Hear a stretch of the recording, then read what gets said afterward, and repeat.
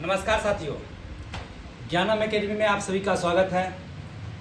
RPF SI vacancy के दौरान हम लोग को जीके जीएस पर ध्यान देनी चाहिए और हमें ज्योग्राफी क्लास को लाइव लेकर के आए हैं।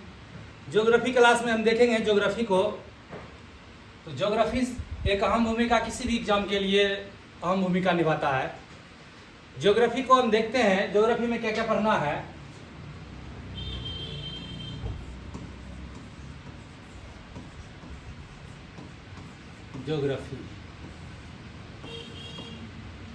ज्योग्राफी में हम देखते हैं, आप सभी साथी जुड़ जाइए ज्ञानम एकेडमी से। जो भी स्टूडेंट हैं बिहार आरपीएफ एसआई के लिए या कांस्टेबल के लिए, ज्योग्राफी के लिए सभी जुड़ जाइए।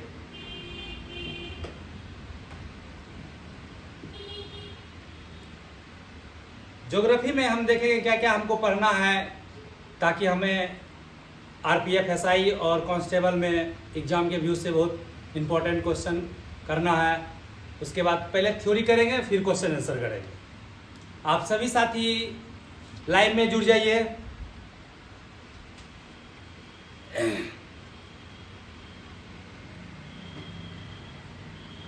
सभी साथी आप लोग लाइव में जुड़ जाइए। ज्योग्राफी को हम लोग सभी लोग दो भागों में बांट करके पढ़ते हैं। पहला जब भी पढ़ेंगे तो पहला भाग कहलाता है वर्ल्ड ज्योग्राफी, दूसरा कहलाता है इंडियन ज्योग्राफी।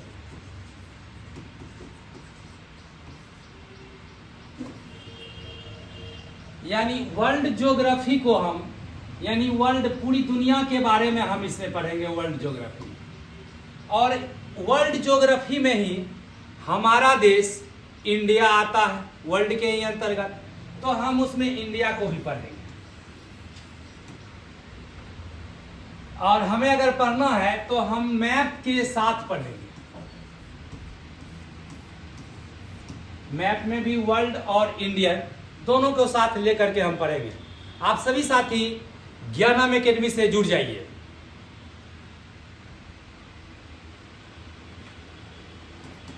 पहले देखते हैं हम लोग वर्ल्ड ज्योग्राफी में कि वर्ल्ड में टोटल कितने महादेश होते हैं।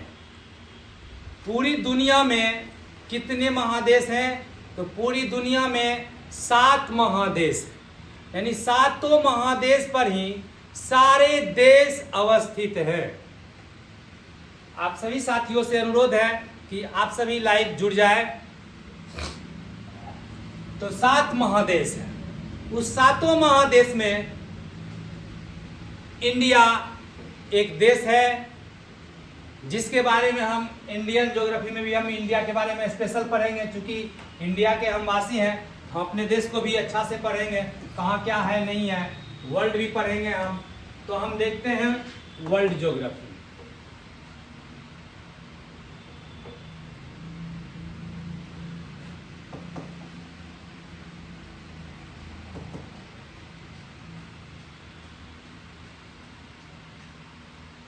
सबसे पहले देखते हैं वर्ल्ड ज्योग्राफी में टोटल महादेशों की संख्या 7 है। 7 में ये जो आपको यहां से जो ये दिख रहा है, ये इसको हम बोलते हैं एशिया महादेश। ये जो भाग आपको दिख रहा है इसे हम बोलते हैं एशिया महादेश। यानी एशिया महादेश ये हुआ, इसको हम बोलेंगे एशिया महादेश। यानी 7 देश हैं, 7 कॉन्टिनेंट हैं, जिसमें हम पहला बोलेंगे एशिया। ये क्या हो गया? एशिया, एशिया महादेश। और ये हो गया अफ्रीका महादेश। ये हो गया अफ्रीका महादेश। और ये हो गया उत्तरी अमेरिका महादेश। उत्तरी अमेरिका महादेश। ये हो गया आपका अफ्रीका। और ये हो गया उत्तरी अमेरिका।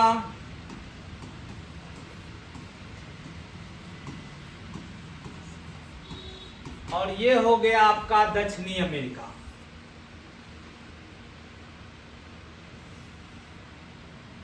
ये हो गया आपका दक्षिणी अमेरिका।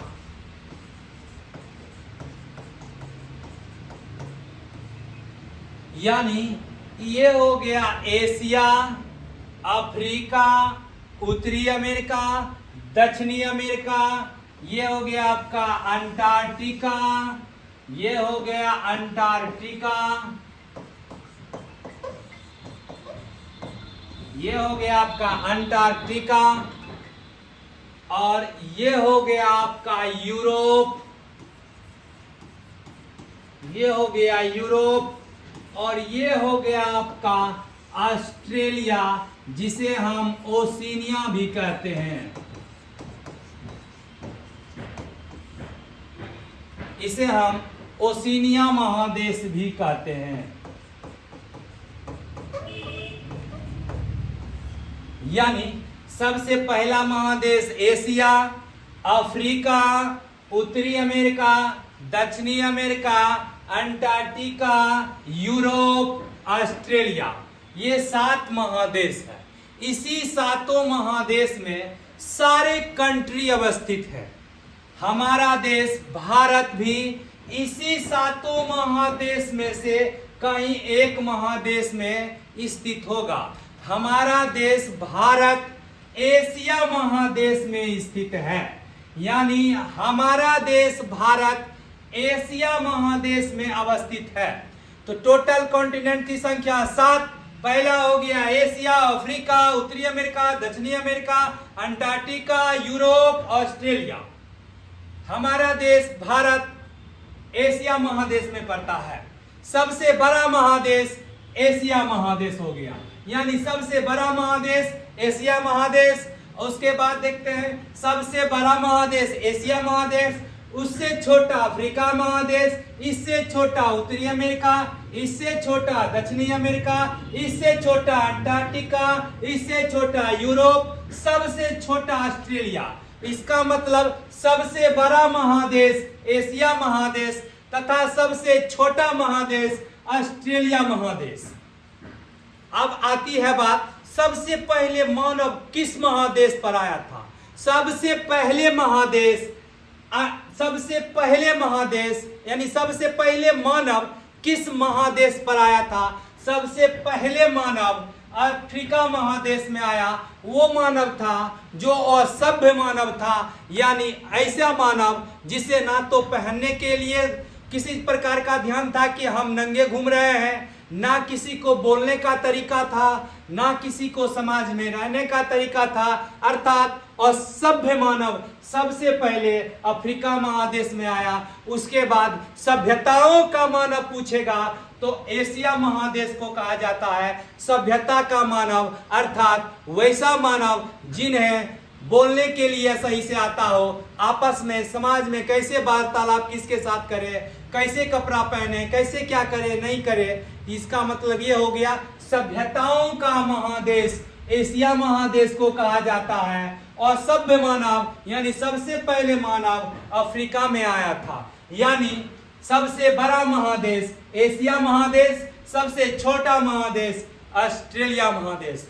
आप साथियों को, सभी साथियों से अनुरोध है कि आप सभी साथियों एक दूसरे से शेयर करके लाइव क्लास में जुड़े और देखें आरपीएफ, एसआई और कांस्टेबल के लिए जो हमने ज्योग्राफी का क्लास लाया है, आप सभी को पढ़ाई में कितना आसान मिल रहा है, कितना बढ़िया मिल रहा है, इसको हम लोग थोड़ा बहुत देखते हैं। 1 मिनट। हेलो, हाँ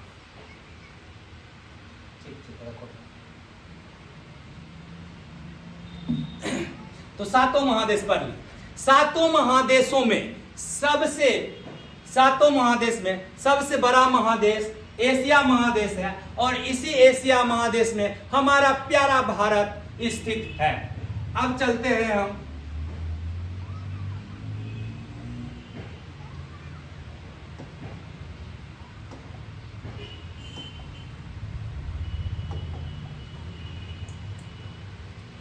अब देखते हैं इसमें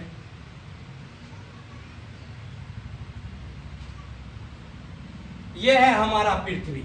पूछेगा पृथ्वी की,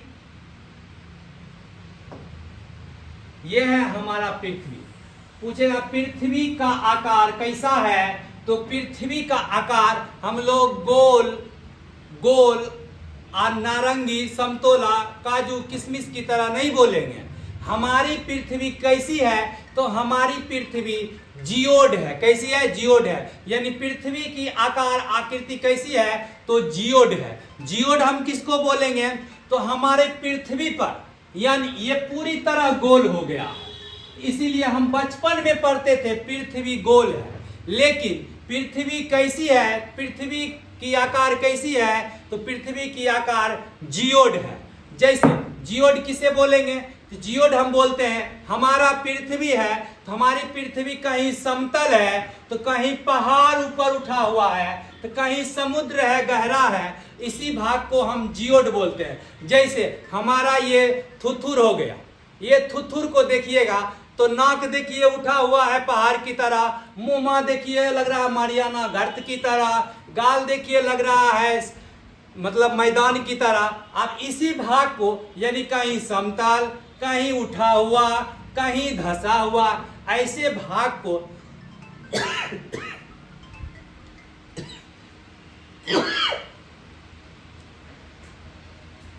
यानी ऐसे ही भाग को पृथ्वी पहले ऐसे थी, यानी कहीं धसा, देखिए यहां उठा हुआ है तो यहां धसा हुआ है, यहां उठा है तो यहां धसा हुआ है। इसी एक भाग को यानी एवरेज लेकर के एक गोल कर दिया गया है। इसी भाग को एक एवरेज करके गोल कर दिया गया है। इसी एवरेज गोल हुए भाग को ही हम बचपन से पृथ्वी गोल है की तरह कहते आ रहे हैं। यानी पृथ्वी वास्तव में ये गोल नहीं है। पृथ्वी कैसी है? जियोड है। यानी पृथ्वी का आकार कैसा है? जियोड है। यानी पृथ्वी जियोड है। अब हम इसे एक गोल मान लेते हैं ताकि पढ़ने में हमको, बनाने में हमको आसान पड़े। तो इसी पृथ्वी पर यानी इस साइड हमारा कहलाता था एशिया, ये कहलाता था अफ्रीका, ये कहलाता था उत्तरी अमेरिका, ये कहलाता था दक्षिणी अमेरिका, ये कहलाता था भाग अंटार्कटिका, ये कहलाता था ओशिनिया या ऑस्ट्रेलिया, और ये कहलाता था ये यूरोप। यानी एशिया, अफ्रीका, उत्तरी अमेरिका, दक्षिणी अमेरिका, अंटार्कटिका, यूरोप और ऑस्ट्रेलिया, ये 7 महादेश है। यही 7 महादेश में हमारा देश भारत एशिया महादेश में स्थित है। यही एशिया महादेश में हमारा देश भारत स्थित है। अब हम इसे बोर्ड पे देखते हैं।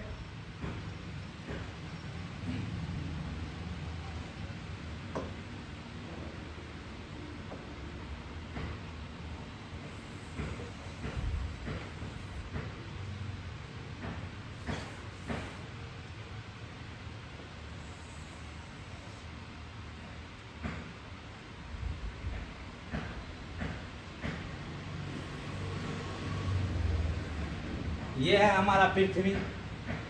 पृथ्वी के बीचों बीच से गुजरने वाली रेखा को, यानी वैसी लाइन, वैसी रेखा जो पृथ्वी को 2 भागों में बांटती हो और वो भी पूरब से पश्चिम, उसे विषुवत रेखा या भूमध्य रेखा कहते हैं। यानी पृथ्वी को बीचों बीच से, पृथ्वी को बीचों बीच से बांटने वाली, पृथ्वी को बीचों बीच से बांटने वाली काल्पनिक रेखा को ही हम, पृथ्वी के बीचों बीच से बांटने वाली काल्पनिक रेखा को ही हम विषुवत रेखा या भूमध्य रेखा कहते हैं। यानी यही विषुवत रेखा या भूमध्य रेखा पृथ्वी को 2 भागों में बांटती है। ऊपर वाला भाग को हम उत्तर बोलते हैं और नीचे वाले भाग को हम दक्षिण बोलते हैं। यानी हमारा पृथ्वी अब 2 भागों में बट गया। ऊपर वाले को उत्तर बोलते हैं, नीचे वाले को दक्षिण बोलते हैं। और जब किसी गोला को हम आधा करते हैं उसे गोलार्ध कहते हैं। ये भी गोलार्ध, ये भी गोलार्ध, ये उत्तर है, इसीलिए हम इसे बोलेंगे उत्तरी गोलार्ध। इसे हम क्या बोलेंगे? उत्तरी गोलार्ध। यानी ऊपर वाले हिस्से को उत्तरी गोलार्ध बोलेंगे, विषुवत रेखा से ऊपर वाले हिस्से को उत्तरी गोलार्ध बोलेंगे, तथा नीचे वाले हिस्से को दक्षिणी गोलार्ध बोलेंगे, दक्षिणी गोलार्ध बोलेंगे। यानी हमारा भारत जो है एशिया महादेश यानी यहां अवस्थित है, तो इसका मतलब हमारा देश भारत किस गोलार्ध में स्थित हो जाएगा? तो हमारा देश भारत उत्तरी गोलार्ध में स्थित हो जाएगा। तो भारत किस गोलार्ध में स्थित है? भारत उत्तरी गोलार्ध में स्थित है। अब देखते हैं, यानी ये पृथ्वी हो गई। पृथ्वी के बीचों बीच से कौन सी रेखा गुजरती है? तो पृथ्वी के बीचों बीच से भूमध्य रेखा या विषुवत रेखा गुजरती है। यही विषुवत रेखा को हम अक्षांश रेखा भी कहते हैं। यानी इसे हम 0 डिग्री अक्षांश बोल सकते हैं। जोने रेखा सुतल खिंचा गया उसको हम अक्षांश रेखा कहते हैं। यानी सुतल रेखा रहेगा तो हम उसको क्या बोल देंगे? अक्षांश रेखा बोल देंगे। यानी सबसे बड़का अक्षांश रेखा कहां खिंचाएगा? तो पृथ्वी के बीचों बीच से खिंचाएगा। चूंकि हमारी पृथ्वी 23.5 डिग्री पर झुकी हुई है, इसीलिए हम 23.5 डिग्री का वैल्यू देते हैं। यानी 23.5 डिग्री उत्तर और 23.5 डिग्री दक्षिण। 23.5 डिग्री उत्तरी अक्षांश को कर्क रेखा कहते हैं। 23.5 डिग्री उत्तरी अक्षांश को कर्क रेखा कहते हैं और 23.5 डिग्री दक्षिणी अक्षांश को मकर रेखा कहते हैं। 23.5 डिग्री दक्षिणी अक्षांश को हम मकर रेखा कहते हैं। यानी 23.5 डिग्री उत्तरी अक्षांश को कर्क रेखा और 23.5 डिग्री दक्षिणी अक्षांश को हम मकर रेखा कहते हैं। तो अब क्या आया सवाल ये आया, हमारा देश भारत उत्तरी गोलार्ध में स्थित है और कर्क रेखा भारत के बीचों बीच से होकर के गुजरती है। यानी कर्क रेखा भारत के बीचों बीच से गुजरती है, इसीलिए कर्क रेखा भारत को 2 भागों में बांटती है। यानी ऊपर वाला भारत कहलाएगा आपका उत्तर भारत कहलाएगा और नीचे वाला भारत आपका दक्षिण भारत कहलाएगा। उत्तर भारत ऊपर वाला भारत, नीचे वाला भारत दक्षिण भारत कहलाएगा। यानी कर्क रेखा भारत के बीचों बीच से गुजरती है, तो कर्क रेखा भारत के, कहता है क्वेश्चन पूछेगा, कर्क रेखा भारत के कितने राज्यों से होकर गुजरती है? तो कर्क रेखा भारत के 8 राज्यों से होकर गुजरती है। कौन कौन से राज्य होकर गुजरती है इसको एक बार देख लेते हैं।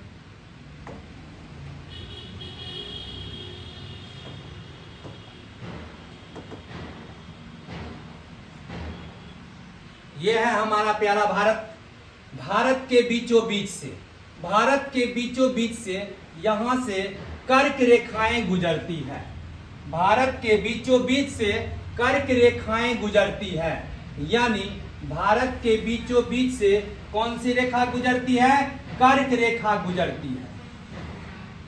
यानी कर्क रेखा गुजरती है।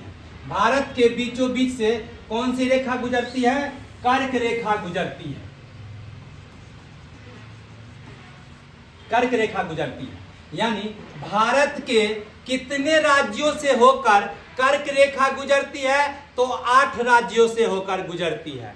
पहला कौन सा होगा? तो पहला हो जाएगा गुजरात। पहला ये राज्य क्या हो गया, गुजरात। दूसरा क्या हो जाएगा, राजस्थान। तीसरा क्या हो जाएगा, मध्य प्रदेश। चौथा क्या हो जाएगा, छत्तीसगढ़।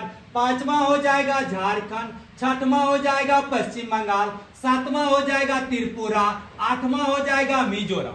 यानी 8 राज्यों से होकर कौन सी रेखा गुजरती है, कर्क रेखा। तो यानी सबसे पश्चिमी राज्य कौन हो जाएगा कर्क रेखा पर स्थित, सबसे पश्चिमी राज्य हो जाएगा गुजरात। और सबसे पूर्वी राज्य पूछेगा कौन सी कर्क रेखा पर होगा, तो मिजोरम। यानी गुजरात, राजस्थान, मध्य प्रदेश से टूट गया था छत्तीसगढ़। तो मध्य प्रदेश, छत्तीसगढ़, झारखंड, पश्चिम बंगाल, त्रिपुरा, मिजोरम, यानी ये 8 राज्य है जो कर्क रेखाओं पर स्थित है। भारत के बीचों बीच से कौन सी रेखाएं जाती है, कर्क रेखा। कर्क रेखा कितने राज्यों से होकर गुजरती है, तो 8 राज्यों से होती गुजरती है। पहला कौन हो गया, तो 1 नंबर में हो गया आपका राजस्थान। दूसरा कौन सा हो गया, ये पहला कौन हो गया, गुजरात। तो पहला हो गया आपका गुजरात।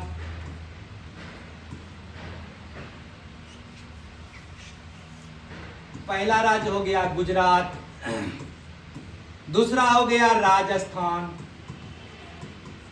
दूसरा कौन सा हो गया, राजस्थान। तीसरा हो गया मध्य प्रदेश। चौथा हो गया छत्तीसगढ़।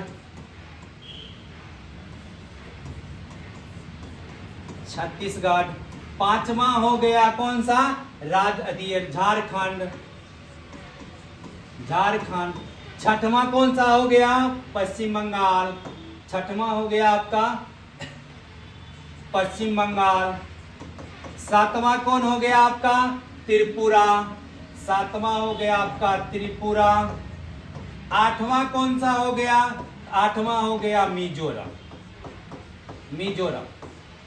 क्वेश्चन आपको पूछेगा कि कर्क रेखा कितने राज्यों से होकर गुजरती है, तो 8 राज्यों से होकर गुजरती है। लेकिन ये 8 राज्य गुजरती है, आप लोग जहां तहां से बोल देते होंगे, लेकिन क्वेश्चन अब इस तरीके से नहीं पूछता है। क्वेश्चन पूछता है कि कर्क रेखा भारत के निम्नलिखित राज्यों से होकर गुजरती है जो निम्न है। यानी आपको कह देगा उसी क्वेश्चन में, या तो पूरब से पश्चिम सजाइए या पश्चिम से पूरब सजाइए। तो कहीं से अगर हमको सजाने के लिए कह देगा, तो अगर हम या तो इधर से एक लाइन से याद करेंगे तो पश्चिम से पूरब सजा देंगे, या फिर इधर से जाएंगे तो पूरब से पश्चिम सजा देंगे। इस तरीके से क्वेश्चन पूछा जाता है। जैसे क्वेश्चन आपसे पूछेगा कि पूर्व से पश्चिम की और कर्क रेखा पर कौन सी राज्य स्थित है। अब नंबर 1 ऑप्शन में दे देगा आपको पूर्व से पश्चिम। अब दे देगा आपको, पहले लिख देगा एगो मध्य प्रदेश, दूसरा लिख देगा आपको गुजरात, तीसरा लिख देगा आपको पश्चिम बंगाल, दूसरा ऑप्शन लिखेगा आपको मिजोरम, उसके बाद लिख देगा आपको छत्तीसगढ़, उसके बाद लिख देगा आपको झारखंड। तीसरा ऑप्शन आपको दे देगा पश्चिम बंगाल, उसके बाद दे देगा आपको मध्य प्रदेश, उसके बाद आपको दे देगा गुजरात। और नंबर 4 आपको दे देगा मध्य प्रदेश, छत्तीसगढ़, पश्चिम बंगाल, पश्चिम बंगाल। तो आप बताइए कौन सा इसमें हमारा सही ऑप्शन हो जाएगा। यानी पूर्व से कह रहा है पश्चिम की ओर सजाइए, पूर्व से पश्चिम, और पांचवा ऑप्शन दे देगा none of these, none of these का देगा।